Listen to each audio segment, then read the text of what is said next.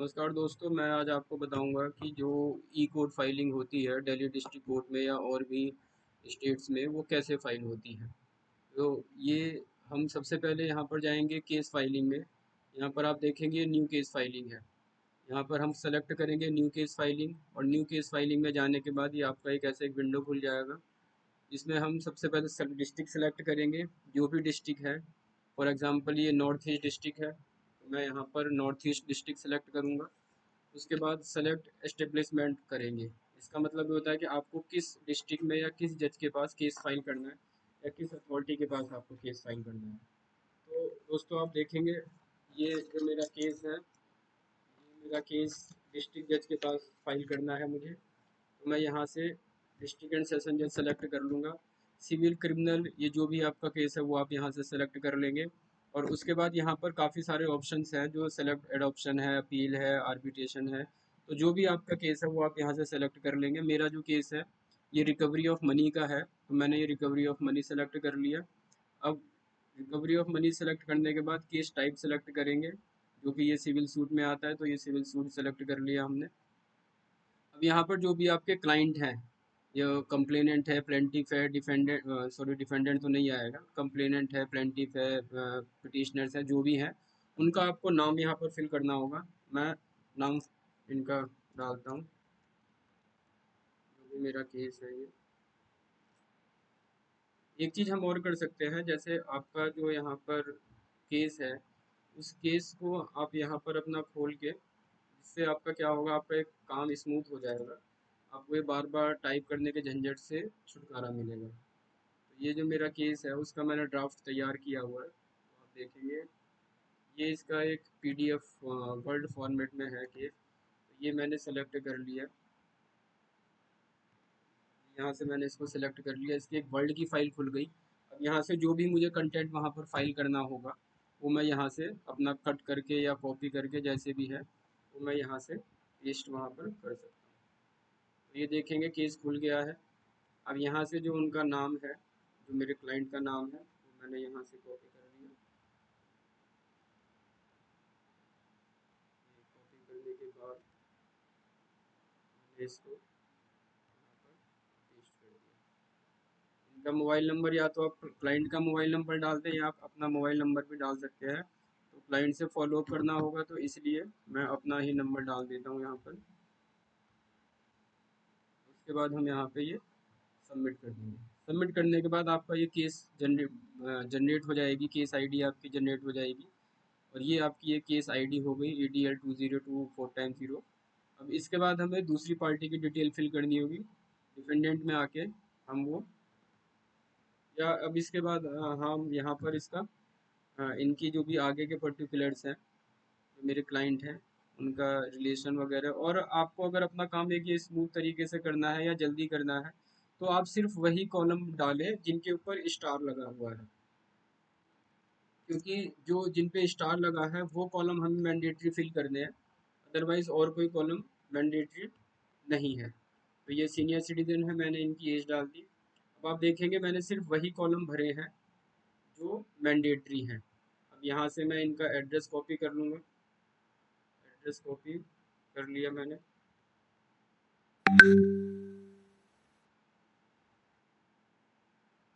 मैंने यहाँ पर इनका ईमेल और ये सब ऑक्यूपेशन वगैरह मैंने सब छोड़ दिया है। मैंने इनका ईमेल डाल दिया, सॉरी एड्रेस डाल दिया है। अब आप देखेंगे यहाँ पर एक चीज़ है, जब आप यहाँ पर देखेंगे तो यहाँ पर कोई भी जो आपका स्पेशल कैरेक्टर है वो स्पेशल कैरेक्टर यहाँ पर नहीं देगा। तो जो भी आपके यहाँ पर ये स्पेशल कैरेक्टर हैं, लाइक कॉलन हो गया या ये कॉमा हो गया, ये सब आप हटा देंगे। तो ये विदाउट एनी ऑब्जेक्शन या विदाउट गिविंग एनी, ये आपका आगे हो जाएगा। उसके बाद हम इनका जो भी स्टेट होगा वो सेलेक्ट कर लेंगे। जैसे दिल्ली है तो मैंने दिल्ली सेलेक्ट किया। डिस्ट्रिक्ट ये अगर आप चाहें तो कर सकते हैं, अदरवाइज अगर नहीं भी करेंगे तो इसका कोई आपके केस के ऊपर या कोई ऐसा एरर नहीं आएगा जो आपका इस पे काम करने में या इसे फिल करने में दिक्कत है। ये अब हमने सारी डिटेल भर के इसको अपडेट कर दिया। अब जो हमारा नंबर जनरेट हुआ था वो हो गया है। अब इसके बाद हम डिफेंडेंट की डिटेल भरेंगे, यानी जो भी अपोजिट पार्टी है उसकी डिटेल भरेंगे। इसमें उनका हमने नाम ले लिया, नाम लिख लिया यहाँ से। या तो आप टाइप कर सकते हैं, या अगर आपने इसकी वर्ड की फाइल है आपके पास तो वहाँ से आप कॉपी करके वहाँ से भी इनका नाम आप यहाँ पर डाल सकते हैं। मैंने इनका नाम डाल दिया, डिटेल डाल दिया। फादर्स नेम आप चाहें तो डाल सकते हैं, अदरवाइज रेड का मार्क, स्टार मार्क नहीं है तो आप चाहें तो उसको, उस पॉइंट को छोड़ भी सकते हैं, बट हमारे पास है तो हम इसका नाम डाल देते हैं। इनका नाम हमने डाल दिया। जो इनकी डेट ऑफ बर्थ है वो कोई मैंडेटरी नहीं है डालना, एज भी नहीं है मैंडेटरी तो हम नहीं डालते हैं। जो इनका एड्रेस है, एड्रेस मैं यहाँ से कॉपी करके डाल देता हूँ, एड्रेस तो डालना मैंडेटरी है। ये इनके दो एड्रेस हैं, तो अगर आप देखेंगे तो चाहे तो आप इनके दोनों एड्रेस फिल कर सकते हैं, दोनों का ऑप्शन आएगा, अदरवाइज़ आप एक का ही एड्रेस डाल के आगे इसको प्रोसीड करेंगे। और जो इनका मैंने बताया था कि जो भी आपका इनका नाम होगा, या सॉरी जो भी इनका यहाँ पर जो स्पेशल स्पेशल कैरेक्टर है, लाइक कॉलन और ये सब जब आप डालेंगे तो उसमें एरर आएगा। तो मैं ये एरर को हटाने के लिए ये जो भी यहाँ पर स्पेशल कैरेक्टर है उनको मैं हटा देता हूँ।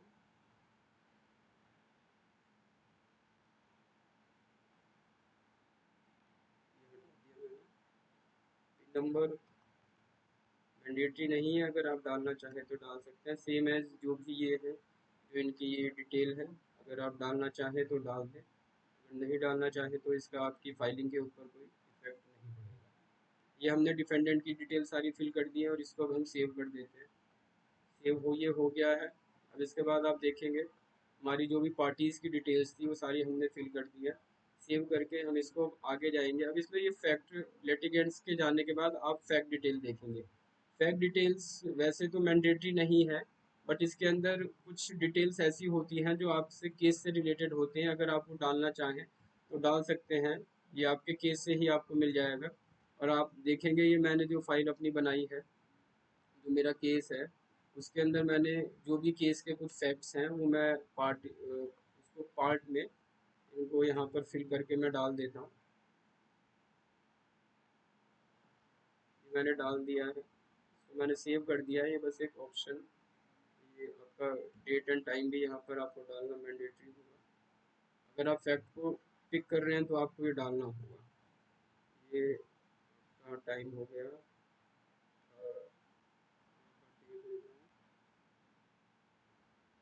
बारह, हमें यहाँ से सेलेक्ट करना पड़ेगा। ये 2018 का इंसिडेंट है, तो 2018 को हमने ये सेलेक्ट कर लिया है। उसके बाद दिसंबर 2018 ये हमने यहाँ पर डाल के इसको सेलेक्ट कर लिया है। फैक्ट का आप टाइम जो भी है आपको डालना चाहें तो आप डाल सकते हैं। ये हमने ऐड मोर फैक्ट में करके इसको सेव कर देंगे। ये फैक्ट आपका ऐड हो गया है। उसके बाद आप आएंगे केस डिटेल में। केस डिटेल में आपको कॉज ऑफ एक्शन यहाँ पर जो भी आपके सिविल केस का है वो आपको डालना पड़ेगा। वो आप ये अगर आप अपनी वर्ल्ड फाइल को अपने पास रखेंगे, जो भी आपने वर्ल्ड में केस बनाया है, तो वो आपके लिए टाइपिंग वाला जो पार्ट है आप उससे बच सकते हैं, क्योंकि काफ़ी कुछ पोर्शन आपको यहाँ पर टाइप करना पड़ेगा। तो इसलिए मैंने यहाँ पर ये जो फाइल है मेरे केस की ये खोली हुई है, और मैं यहाँ से कॉपी करके इसको अपने काम को इजी और स्मूथ करने के लिए मैं यहाँ से इसको कॉपी कर लेता हूँ। ये मैंने फर्स्ट कॉज ऑफ एक्शन डाला यहाँ पर, यहाँ से कॉपी करके, यहाँ से कॉपी करके यहाँ पर डाल दिया है। कॉज ऑफ एक्शन का हमारा पार्ट हो गया है। Date of cause of action का जो है, जो भी आपके केस में होगा, ये हर केस का अलग अलग होगा, तो ये आप अपने केस से पिक कर लेंगे। जो भी आपका केस की जो आपके फैक्ट होंगे, आप उस फैक्ट से इसको मैच करेंगे अपने, और वही जो भी आपके केस के फैक्ट हैं वो आप यहाँ पर डालेंगे सारे। तो जो मेरे कॉज ऑफ एक्शन है वो अलग है, और जो यहाँ का कॉज ऑफ आपके केस का जो कॉज ऑफ एक्शन होगा वो अलग होगा। तो मैं अपने केस का डालता हूँ, ये मैंने डाल दिया। अब यहाँ पर दो चीज़ें हैं, ये प्रेयर है, ये हर केस की अलग होगी, तो इसका जो भी आप यहाँ से करना चाहें वो आप डाल सकते हैं। विद रेट ऑफ इंटरेस्ट वगैरह भी आप डाल सकते हैं। ये सब करने के बाद यहाँ पर जो भी आपका केस है उसकी वैल्यूएशन आएगी। तो कोर्ट फीस या तो आप यहाँ से भर लें, या कोर्ट फीस आप जो भी आपकी कोर्ट की विंडो है आप वहाँ से भी परचेज कर सकते हैं। मैं आपको इसी वीडियो में कोर्ट फीस कैसे परचेज करेंगे वो भी बता दूंगा इसी आपके ये इसी वीडियो में। इसके लिए आपको दूसरी वीडियो का इंतज़ार नहीं करना पड़ेगा। ये सारे फैक्ट भरने के बाद यहाँ पर एक्ट डालना होगा। अब एक्ट आपको अपने केस का जो भी डोमेस्टिक वायलेंस एक्ट है, नेगोशिएबल इंस्ट्रूमेंट एक्ट है या सीपीसी है, तो वो एक्ट हम यहाँ पर डाल देते हैं। ये मैंने डाला यहाँ पर। ये देखेंगे आप सिविल, आपको यहाँ पर करना होगा, ये code of civil procedure code होगा। तो ये आ गया कोड ऑफ सिविल प्रोसीजर, ये हम यहाँ से सेलेक्ट कर लेंगे। अब जो सेक्शन है, सेक्शन मेरा 37 सीपीसी है क्योंकि मैंने रिकवरी सूट फाइल किया है। तो ये मैंने यहाँ पर करके ऐड करके सबमिट करके मैं इसको सेव कर देता हूँ। ये मेरा केस फाइल हो गया है, यहाँ से हमें फाइलिंग नंबर मिल गया है। अब इसके बाद आपको क्या करना है, ये जो केस आपको मिल गया है ई फाइलिंग केस, इसको सबमिट करना होगा। और सबमिट करने के बाद जब आप देखेंगे ये केस आपका यहाँ पर आ गया है, यहाँ पर ये आपको केस नंबर मिल गया है। अब आपको प्लीडिंग्स में जाना होगा। प्लीडिंग्स में जाके आपको प्लीडिंग्स वाले पार्ट पे, आपका ये नया केस है, ये न्यू केस में आपको आना पड़ेगा। यहाँ से जो भी आप नया केस यहाँ पर आपका जनरेट होगा वहाँ से वो ये न्यू केस आपका रिफ्लेक्ट यहाँ पर होगा। ये सेलेक्ट करने के बाद आपके जो क्लाइंट है उनका नाम यहाँ पर शो होगा। जो आपने फाइल बनाई है उस फाइल का जो भी आपको नाम देना चाहें आप वो नाम दे सकते हैं।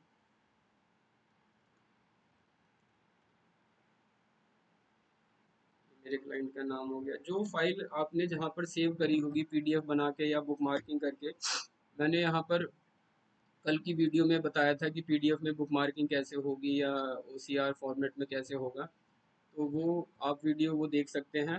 मैंने यहाँ पर जो ये वीडियो जो फाइल अपलोड करी है वो फाइल मैंने यहाँ पर अपलोड करी है। तो यहाँ से हम उस फाइल को पाथ दे देंगे और ये पाथ हमारा हमने दे दिया। अब जब फाइल हमने वहाँ से अटैच कर दी तो विदाउट ऐड फाइल हम किए हुए आगे नहीं बढ़ सकते। मैंने वहाँ से आपने देखा चूज़ करके यहाँ से फाइल ऐड कर दिया है। अब ये थोड़ा सा टाइम लेगा क्योंकि फाइल जितने भी, और आपको यहाँ पर जो भी फाइल है वो 20 MB से कम की रखनी है। अगर आपकी फ़ाइल 20 MB से उसका ज़्यादा साइज़ बढ़ जाता है तो आप उसको रिड्यूस भी कर सकते हैं। उसके लिए मैं एक वीडियो अलग से बना दूंगा। अब ये फाइल देखेंगे आप, यहाँ पर अटैच हो गई है। अटैच होने के बाद हमें इसको फाइनल सबमिट करना है। हमने इसको सबमिट कर दिया। अब सबमिशन के बाद मैं बिल्कुल आपको शॉर्ट फॉर्म में बता रहा हूँ कि कैसे केस फाइल करते हैं। अब जब आपने केस इसको फाइल कर दिया तो आपको यहाँ पर ई फाइलिंग सर्विस में जाना होगा आफ्टर सबमिटिंग। आफ्टर सबमिटिंग जब आप ई फाइलिंग सर्विस में जाएंगे तो यहाँ पर ये जो भी आपका केस होगा वो देखेंगे आप ड्राफ्ट प्लीडिंग्स। ड्राफ्ट प्लीडिंग्स में वो केस आपका पड़ा होगा। ड्राफ्ट प्लीडिंग्स में आप जाएंगे तो यहाँ पर जो भी आपने डॉक्यूमेंट यहाँ पर अटैच किया है वो यहाँ पर शो कर जाएगा। मैं एक बार आपको दिखा देता हूँ। देखेंगे आप व्यू डॉक्यूमेंट में, तो जो व्यू डॉक्यूमेंट में आप देखेंगे यहाँ पर ये केस हो गया। केस को आप सेलेक्ट करेंगे तो जो भी फाइल आपने यहाँ पर अपलोड करी है वो यहाँ पर आपकी रिफ्लेक्ट हो जाएगी। इसके बाद हम क्या करेंगे, ये या तो आप इसको यहीं से अपलोड सबमिट कर दें, और अगर आप चाहते हैं कि मैं कोर्ट फीस भी इसी केस में ऑनलाइन ही जमा कराऊं तो ये आपको सेलेक्ट जीआरएन करना पड़ेगा। यहाँ से आपको सेलेक्ट जीआरएन करने के बाद अगर वो नंबर आपको नहीं दिखता है तो आपको वापस आना पड़ेगा, और वापस आने के बाद आप ई पेमेंट को सेलेक्ट करेंगे और ई पेमेंट में आप पेमेंट को सेलेक्ट करेंगे। पेमेंट को सेलेक्ट करने के बाद आप देखेंगे यहाँ पर आपका जो भी कोर्ट फीस वाली जो विंडो है वो जनरेट हो गई है। और आप देखेंगे यहाँ पर आपका न्यू केस जब आप सेलेक्ट करेंगे तो यहाँ पर जो वो केस हमने फाइल किया था वो जनरेट होकर आ जाएगा। अब आप देखें यहाँ पर जो भी नाम है आपकी पार्टी का या जो भी क्लाइंट का नाम है वो आ जाएगा। ये मोबाइल नंबर हो गया। अब आप कोर्ट फीस देखेंगे, आपको कोर्ट फीस कितनी देनी है। ये कोर्ट फीस हर रिकवरी सूट में अलग अलग होगी। मेरे केस में जो ये कोर्ट फीस है वो 12970 है। मैंने ये कोर्ट फीस लगा के आगे, अब इसमें ओटीपी आएगा, जो भी मोबाइल नंबर आपका होगा। ओटीपी आने के बाद आप देखेंगे ओटीपी इसमें जनरेट हो गया है, मेरे मोबाइल पे भी ओटीपी आ गया है। मैं एक बार चेक कर लेता हूँ। ओटीपी, हाँ ओटीपी इसमें आ गया है। अब यहाँ पर इस पार्ट पे ओटीपी डालेंगे, जो ओटीपी है 595920। ये ओटीपी डाल के मैंने वेरीफाई किया। आप देखेंगे ये वेरीफाई हो गया है। वेरीफाई होने के बाद आपकी इस टाइप की विंडो जनरेट होगी। विंडो जनरेट में आपके पास मोड ऑफ पेमेंट होगा कि आप मोड ऑफ पेमेंट किस मोड से कर रहे हैं। लाइक आप यूपीआई से करें, क्रेडिट कार्ड से करें। तो मैंने यहाँ पर सेलेक्ट कर लिया है। मैं नेट बैंकिंग के थ्रू भी जा सकता हूँ, बट नेट बैंकिंग में वो एक्स्ट्रा कुछ फीस लगती है, उसको अवॉइड करने के लिए ये देखिए, फिर जो भी 1297 की जो फीस थी, यहाँ पर मैंने विंडो अपना जनरेट कर रहा है। ये विंडो खुल जाएगी जहाँ पर आपको पेमेंट करना है। ये देखेंगे मैंने यहाँ पर जो भी मेरी कार्ड की डिटेल्स हैं वो मैं डाल दूँगा। कार्ड आपको ये मैं दिखा रहा हूँ, बट आपको ये सब चीज़ें हाइड करके करनी है। मेरे कार्ड की डिटेल है,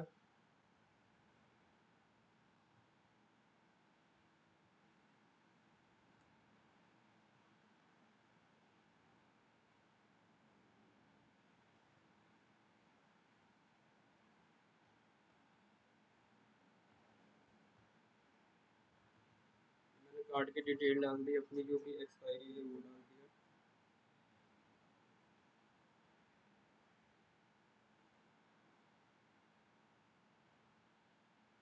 यहाँ पर मैं सीवीवी नंबर डाल दूँगा कार्ड का, जो भी कार्ड होगा उसकी डिटेल डाल दूँगा।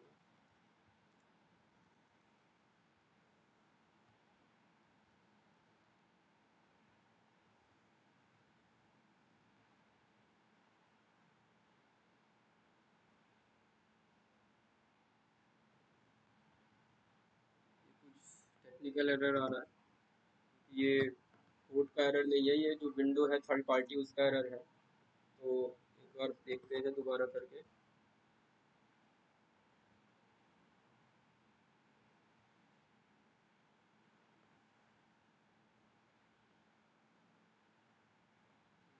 ये मैं डेबिट कार्ड में आ गया था गलती से। चलिए मैं यहाँ से इसका क्यूआर कोड जनरेट कर लेता हूँ। और क्यूआर कोड जनरेट करने के बाद आप देखेंगे यहाँ पर जो काफ़ी सारे मोड ऑफ पेमेंट हैं, तो वो आप देखेंगे ये यूपीआई का कोड जनरेट हो गया है। अगर आप यूपीआई के थ्रू करना चाहें तो वो भी कर सकते हैं। बाकी मैं क्यूआर कोड जनरेट कर लेता हूँ इसका।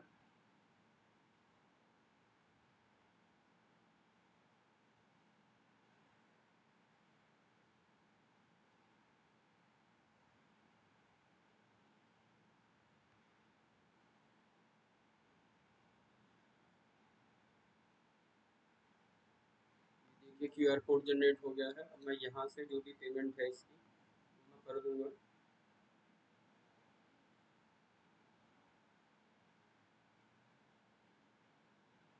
देखिए मैंने इसकी पेमेंट कर दी है, क्यूआर कोड जनरेट हो गया है।